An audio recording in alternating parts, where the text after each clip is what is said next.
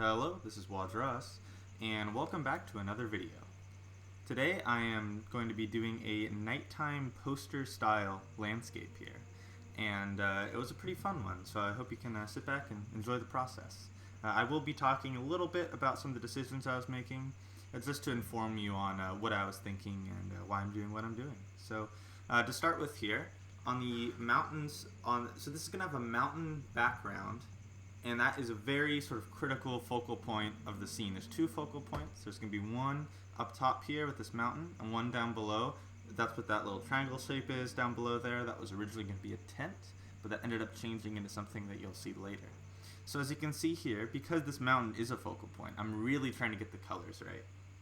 That's a very important part of this for me, is to really nail down the look of this mountain.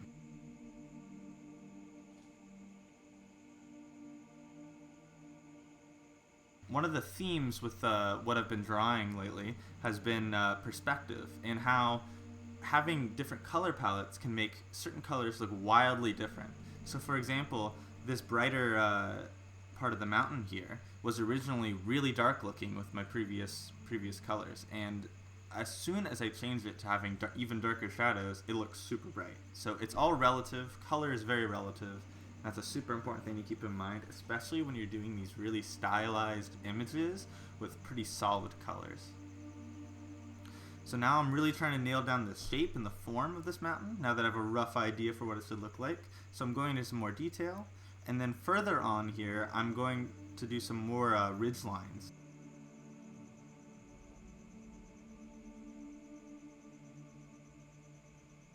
One of the important themes of this drawing, I really try to go into this drawing with an idea of what I want it to feel like. And I wanted it to have this sort of mysterious, exploratory feel. And so one of the ways to make it feel a little bit more adventurous is to have these really diagonal lines. And that really helps to give it some more energy and really make it feel alive rather than static. If I wanted to create a more peaceful image, I might have more flat and horizontal sloping hills or a flatter mountain. But in this case, I'm really trying to accentuate the verticality of the piece. So now I'm just doing a little bit of a fade, and one of the really important elements that you're going to see here in a moment is the fog that I end up adding in.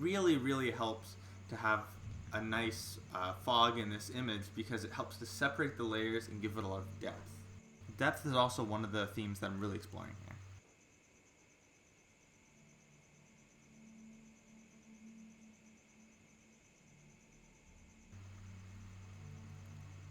So now I'm working on the foreground. As you can see, that orange shape there was originally going to be a tent. This was sort of going to be a spiritual successor to the Sleepful Sierras video that I had up on the channel. That said though, I ended up deciding to change it, and I think it was all the better for it. That's another super important part of the artistic process, is not getting too attached to something. Sometimes if something doesn't work, it just doesn't work, and you'll be a lot better for it in the end if you start over.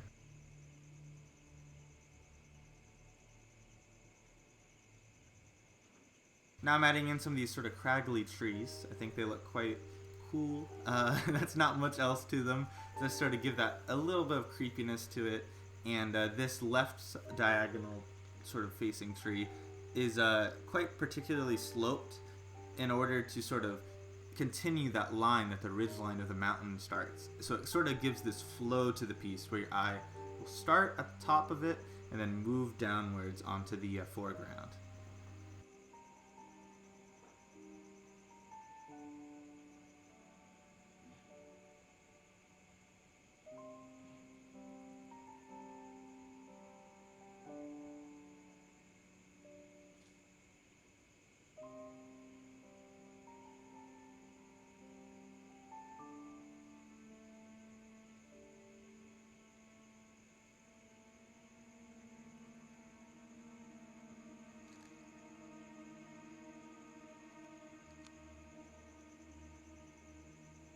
Now this is around why I decided that I want to have a figure as the subject of the piece.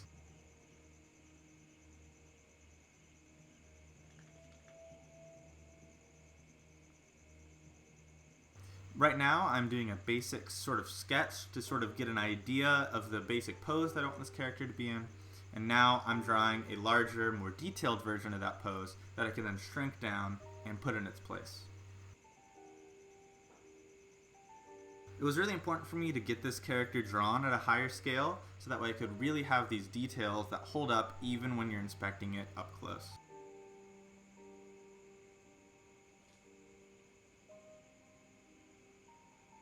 You'll notice that the figure is at a bit of an angle as well, which not only helps to make it just look a little bit more interesting, but also more alive.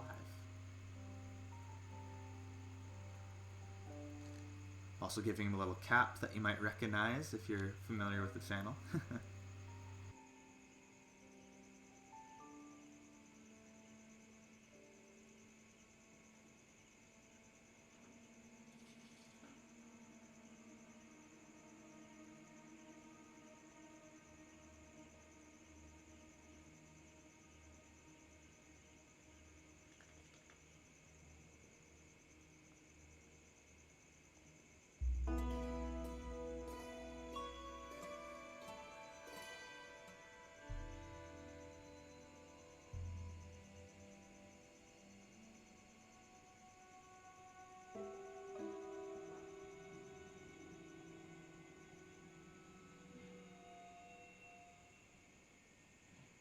And one of the most important parts, the light source for this piece. So this lantern, I'm sort of trying to make it look like an old oil lantern.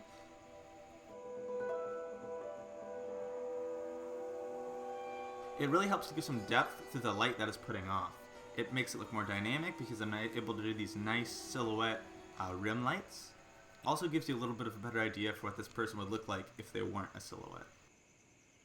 Once again, really stretching that depth and three-dimensionality.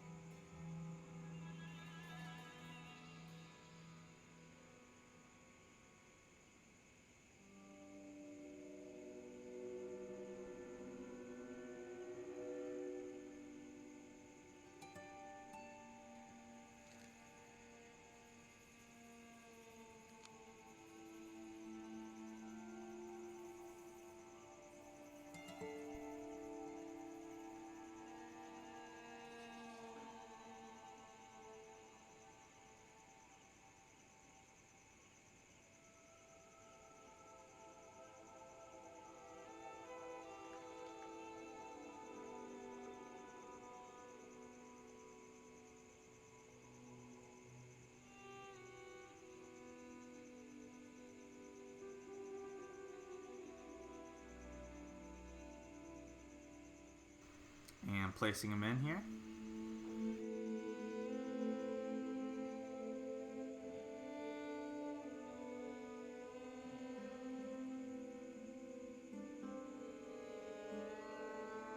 And now I'm just going to polish this lower foreground element up a little bit more, and by giving some more details such as this fence that you're going to see coming in and the rim lights on these trees.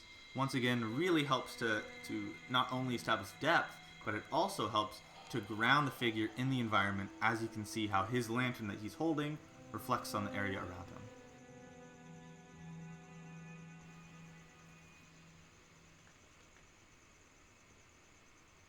Now I'm adding this fence. Once again, gives some depth. I know I sound like a broken record, but that was a really important part for this piece.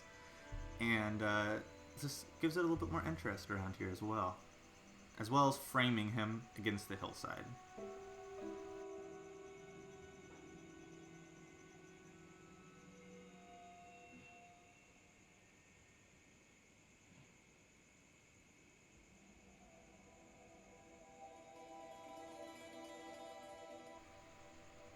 And now I'm adding in some of this nice fog, which really helps to give it that depth and also gives it a nice, mysterious sort of atmosphere. One of the nice things about this fog as well is that can really help to give a more detail to what would otherwise be a pretty bland and blank section of color underneath these silhouettes. And now as I add in this moon, you can see I was experimenting with the size of it. I didn't know if I wanted to make it really big and stylized or a little bit smaller and more realistic. I opted for a little bit of an in-between, but still on the pretty small side, to try and give it that sense of isolation in the piece, so it still feels small and far away and like this person is by themselves.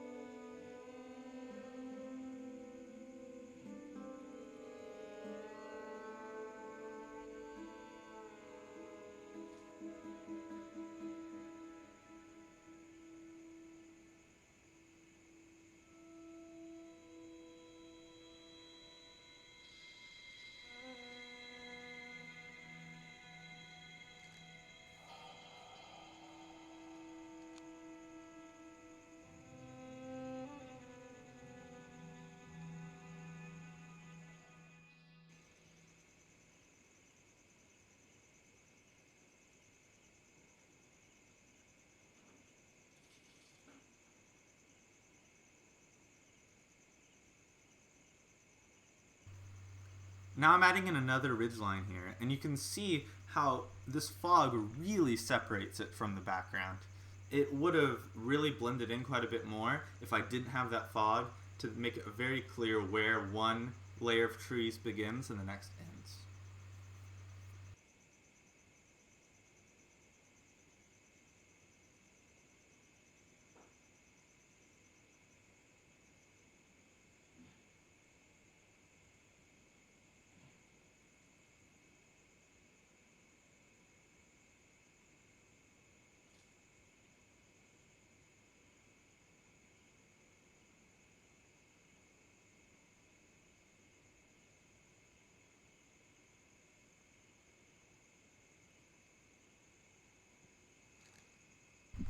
And that's going to be about that.